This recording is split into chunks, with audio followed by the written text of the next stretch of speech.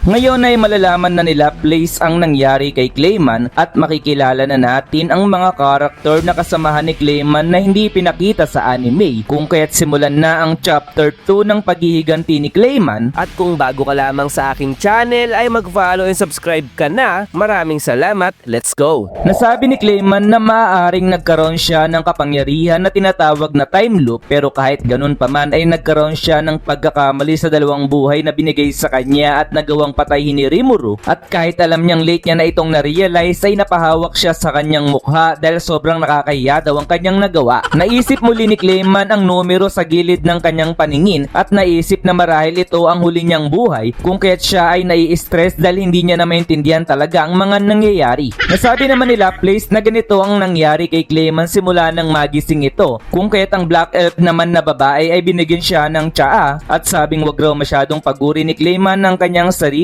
kung hindi maayos ang kanyang pakiramdam. Humingi naman ng tawad si Clayman kay Eva dahil napag-alala niya ito at tanong nila Blaze kung ano ba ang bumabagabag kay Clayman dahil mukhang may problema siya, at sagot ni Clayman na tama ang sinabi nila Blaze dahil nagkaroon siya ng bangungot, pero hindi niya din masasabi talaga kung isa itong panaginip sapagkat tungkol ang panaginip na ito sa nangyari sa susunod na 70 years at sa uli siya ay namatay. Pagkatapos daw niyang mamatay ay bumalik siya sa nakaraang 70 years at ito ang kasalukuyan at naulit lamang daw ang lahat gaya ng dahilan ng kanyang pagkamatay. Sa palagay daw ni Clayman ay hindi maaawatan nila Blaze ang kanyang sinasabi, pero sagot nila Blaze na ibig sabihin lamang ba na yun na nakaranas ng time loop si Clayman, at nang ito ay marinig ni Clayman ay labis ang kanyang pagkagulat sa sinabi nila Blaze. Gaya daw ng inaasahan niya kay Blaze ay iba talaga ang perspective nito, kaya kanyang sagot na tama ang sinabi nila Blaze dahil siya ay nasa time loop kung saan ito ang pangatlo niyang buhay. Sagot naman nila Blaze na kahit sabihin pa ito ni Clayman sa pakul na paraan ay namatay pa din ito sa uli sa parehas na pagkakamali, na ang ibig sabihin ay sinayang nito ang pangalawa niyang pagkakataon, pero sagot ni Clayman na hindi yun totoo dahil hindi nasayang ang pangalawa niyang pagkakataon. Kung mas maaga lamang daw niyang naalala ang una niyang buhay ay hindi niya magagawa ang parehas na pagkakamali, at tanong nila Blaze kung paano ito namatay, subalit biglang kinausap ni Clayman si Eva at sinabing masarap ang tsaang tinimpla nito, habang pahiyaw nila Blaze na wag raw baguhin ni Clayman ang kanilang usapan. Nahiyang sagot ni Clayman na siya ay namatay ng dahil sa slime, habang ang dalawa ay ganito ang nai-imagine sa slime na tinutukoy ni Clayman, kung kaya't nang marinig nila ito ay labis na napatawa sila Blaze dahil paano daw napatay ng isang slime ang isang demon lord, habang si Eva ay nagpipigil ng tawa.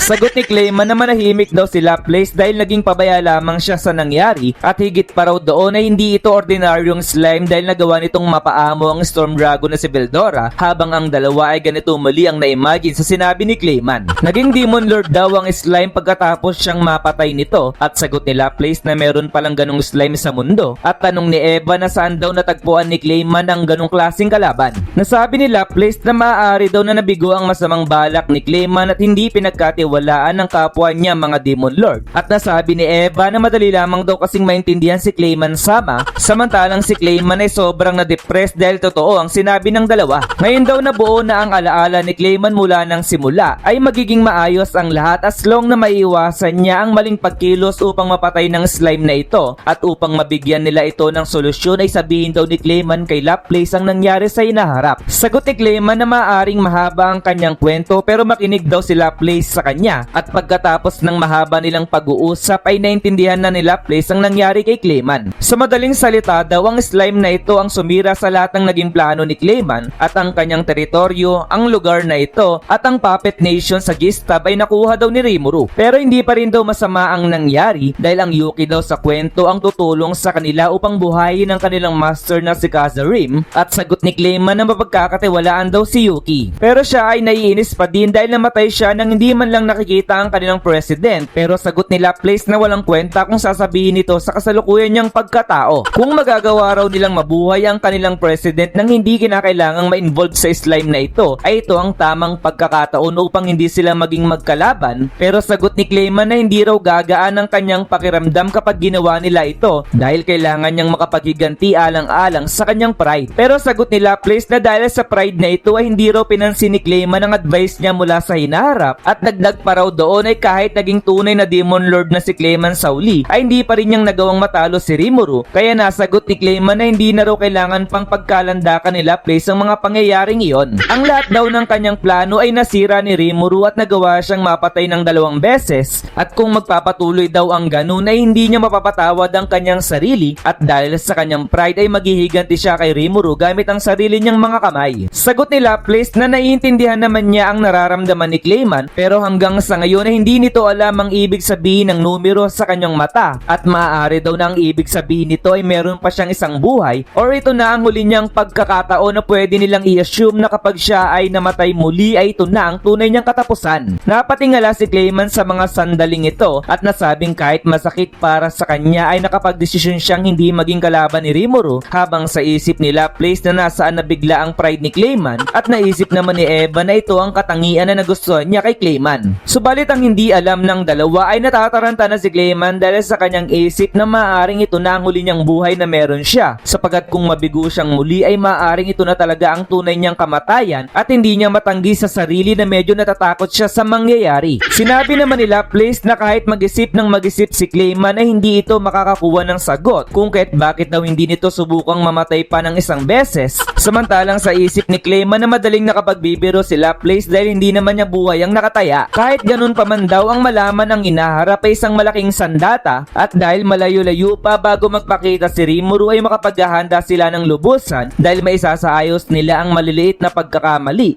at mas mapapalakas nila ang kanilang puwersa hanggang sa dumating ang araw ng paglitaw ni Rimuru. Ang tinutukoy daw ni Laplace ay ang military power nila, ganun na din ang power mismo ni Clayman, at nang ito ay marinig ni Clayman ay sinang-ayunan niya ang mungkahi ni Laplace. Bigla namang sumingit si Eva sa usapan at sagot ni Clayman kung ano ba ang problema, at sagot ni Eva na tungkol ito sa ipinunta ni Laplace tungkol kay Koenig, at nang maalala ito ni Clayman ay labis silang nataranta at inutos kay Eva na agad pabalikin si Koenig dahil magiging inihaw na manok daw ito kapag nilabanan niya si Leon, at tawagin din daw niya ang lahat ng kanilang kasamahan sapagkat magkakaroon sila ng pagpupulong. Sa pagpupulong ito ay nagkaroon muna sila ng salo-salo, at sa pagdating nila Footman ay nasabi ni Tyr na narinig nila ang lahat ng kwento kay Laplace at mukha raw matindi ang pinagdaanan nitong hirap, at sagot naman ni Clayman na pakiramdam niya ay matagal niyang hindi nakita ang dalawa. Binabati daw ni Tyr si Clayman sa pagiging tunay na Demon Lord nito sa inaharap kahit siya raw ay mahina, at sambit naman ni Footman na maganda raw ang ginawa ni Clayman kahit mahina daw ito, habang si Clayman ay hindi nakapag-response sa kanyang narinig dahil hindi niya alam kung pinupuri ba siya o iniinsulto. Bigla namang lumapit si Koenig at tinanong kung bakit siya pinigilang kalabanin si Leon, at sagot ni Clayman na masyado pang maaga para kay Koenig, pero sagot ni Koenig na kung matatalo niya si Leon ay magiging parehas niya ng posisyon si Clayman sama, habang sa isip ni Clayman na dapat pala ay hindi niya na niligtas ang buhay nito. Bigla namang napansin ni Clayman si Muran sa isang tabi, kung kaya't agad niya itong nilapitan sabay humingi ng tawad sa mga trouble na kanyang nagawa, at humingi din ito ng tawad kay Yamza, ang leader ng Five Fingers, at nasabi ni Laplace kay Muran na marami daw kasing pinagdaanan si Clayman. Sa pag-upo ni Clayman ay pinatahimik niya ang lahat at nagpasalamat dahil nagkaroon sila ng pagtitipon, at sa pagpapakita ng lahat ng kasamahan ni Clayman ay may ilang karakter ang hindi natin kilala o hindi pinakita sa anime kung saan sila ay maaaring namatay ng maaga, gaya nila Koenig o ng mga Dark Elf na ito o ang misteryosong nilalang na nasa tabi ni Yamza.